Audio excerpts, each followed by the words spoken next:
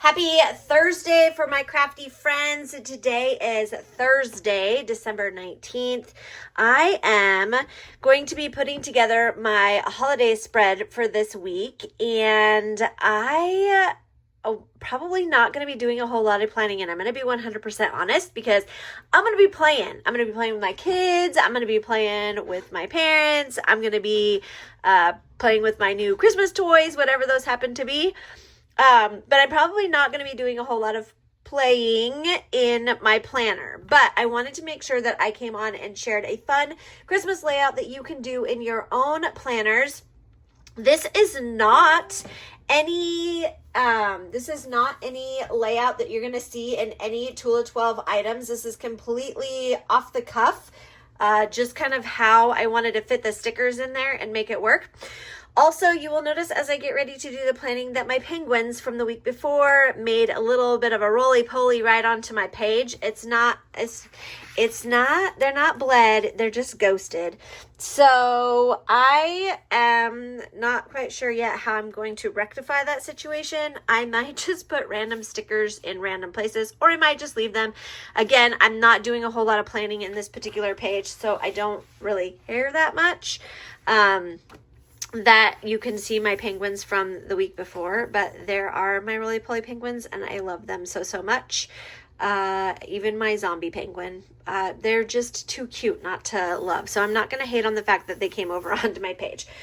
All right, before we get started with the layout and the design, I wanted to share with you guys what stencils I used to create this layout, because I did use a couple of different stencils. So the first one is the penguin slash holiday merry and bright stencil that kind of matched our collections this year. So I am using that one. That's going to be what we do across the top. I used the Christmas tree stencil that I talked to you guys about on Tuesday for Stencil Tip Tuesday, so that you can put that together. I'm going to put that down in the corner. Presents. Everybody needs some fun presents on a Christmas page. So I used the calendar block. This was one that came with our mixed media, I want to say right before Tool of 12 tours.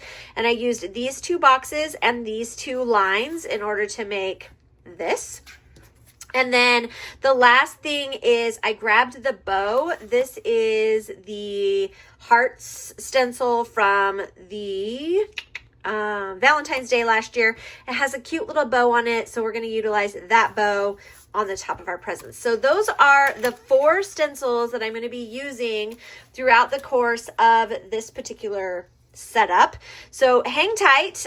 First thing that we're going to do is we're going to go back through and kind of add some of the stencil work with my Micron pen. I do want to note that some of the other things that I'm using are the sticker sheets. These again are no longer available, but if you grabbed these, you can utilize these sticker sheets in here. I'm going to be using the days of the month. You can see the boxes I kind of put there. Those represent the days of the week, and I'm going to be grabbing those and adding them in there and just playing along. It's going to be a whole lot of fun. Actually, I'm going to probably start with my colored pencil work first, mainly because I'm going to use colored pencil here, and I'm going to use colored pencil in my Christmas lights. So just to hang tight, listen to some music while I get some of those things created and colored in and done.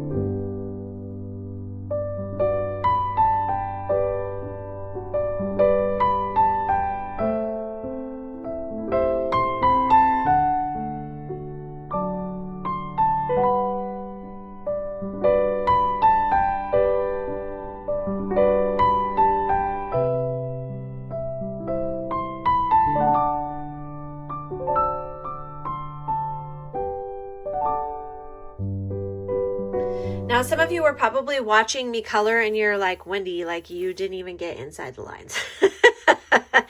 And you're right, I didn't. But I did mention this in Stencil Tip Tuesday if you watched that video. Great. I learned this technique actually from a watercolor artist named Andrea Nelson. She's fantastic. You can find her on YouTube, Instagram, TikTok, all of the things. She's very, very talented, very amazing. But she shared with us one time how she likes to make it look like the lights are shining. And so in order to do that, she paints outside the lines and then she goes back with a darker color and does inside the lines.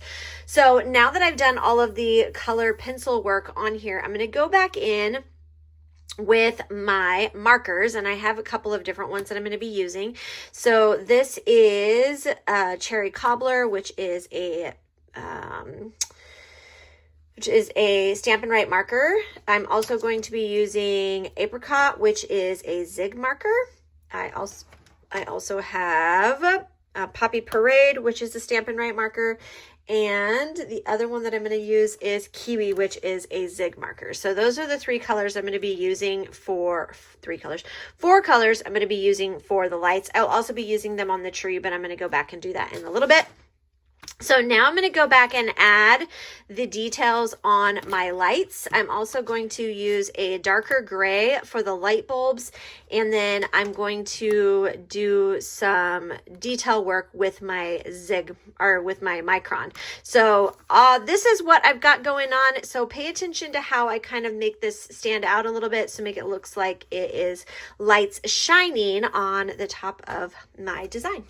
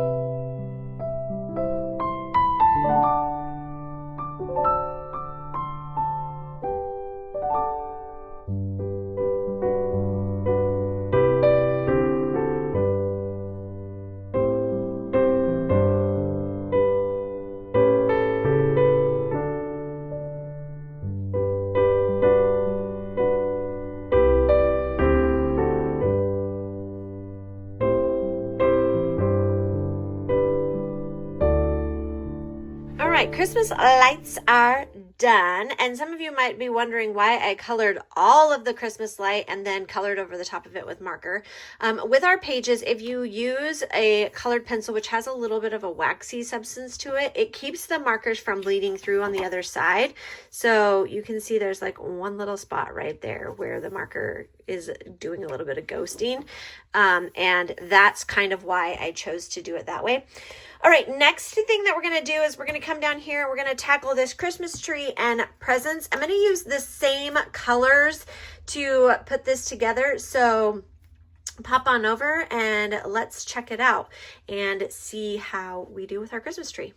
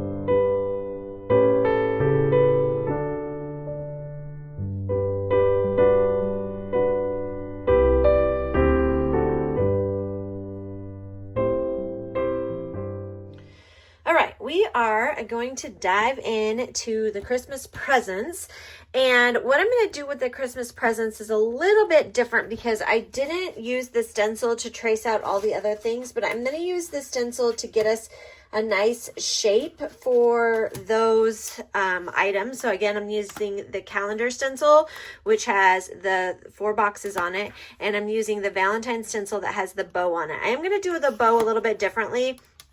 If you look down here, see if I can get it in the middle of the, see how it has the spots. We're not going to trace it so that it does that. We're going to trace it so that it flows nicely from one section to the other.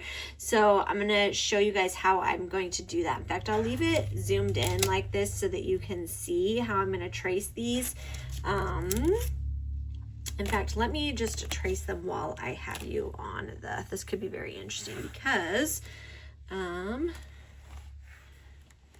yeah, because I'm not on a very flat surface with my stencil.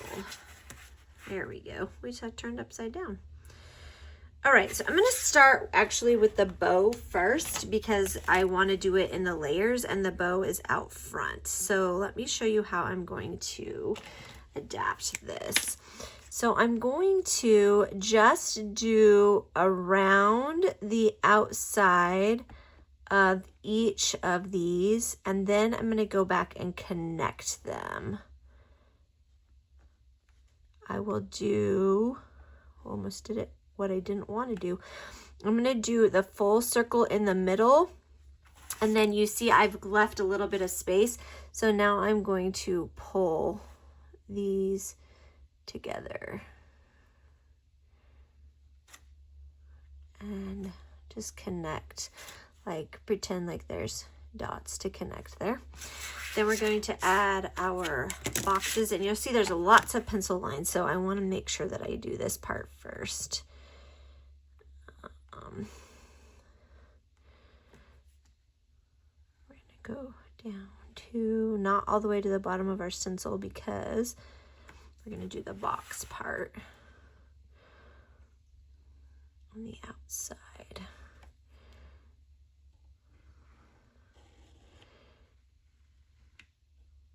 There we go. So there's one, and then we're going to take our bow and go back and do the other ones. Now remember, these are in the background now, so we're not going to go over the top of what we already have. We're just going to go around it.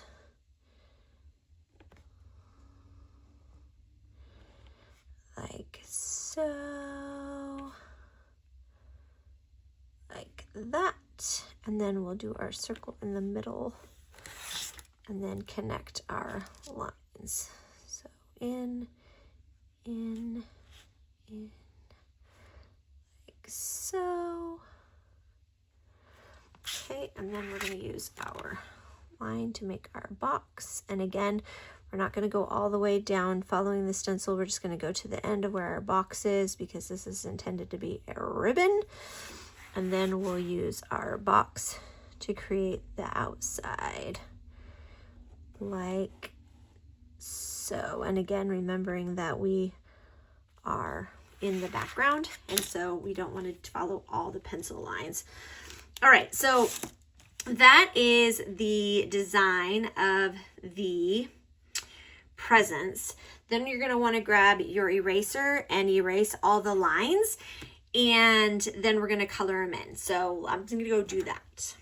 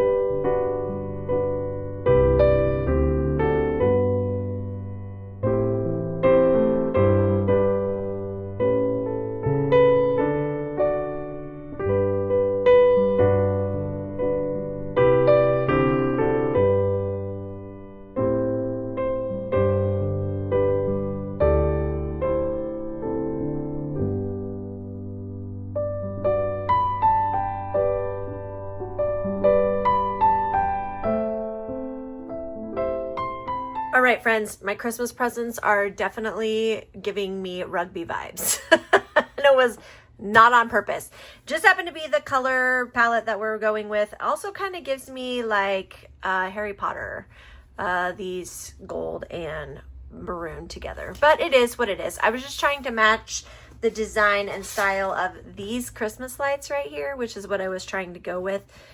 I think I did pretty good. I stayed within the color palette. Of course, the yellow is from the tree or the star on top of the package or on top of the tree, but I made it work. All right, so what we're gonna do now is I am gonna go in and add the stickers where the stickers need to be and do just these little 3-piece boxes. I'm not gonna do the full boxes, and I'll probably do them in a color, I'm thinking. And then I'm going to color in the bottom of this as well. Also, I noticed as I was putting this together, I did not leave a space for to-do lists and tasks. Again, I don't plan on using this spread a whole lot. It's more for your guys' enjoyment and your purpose for you to be able to kind of see how I'm planning out. So if you need a to-do spot in your layout, I would consider taking out one of the boxes and combining your weekend together. You can do a number of things. So I think I'm going to go like Monday, Tuesday, Wednesday, Thursday, Friday, Saturday, and Sunday is I think how I'm going to do it. And then if you needed an extra space for your to-do list, you could combine Saturday and Sunday in the same box. So if you are choosing to follow this layout like I just designed and you actually need it to be a little bit more functional with a place for to-do list, then this is where you can incorporate that. But I'm going to go ahead and grab my sticker sheet. We are going to dive in and add a couple of stickers, add some detail, and then I'm going to outline these pieces, probably the boxes, and some colors probably. We'll see. But that's what we're going to start with is our to-do list or our days of the week.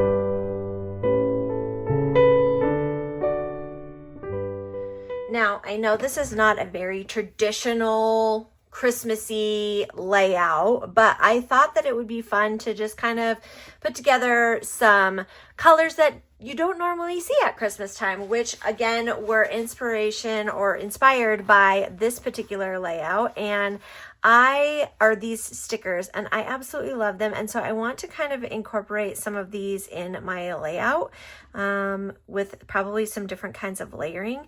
So I'm going to just do probably just something down in the corners of some of the different ones, and just to do something fun.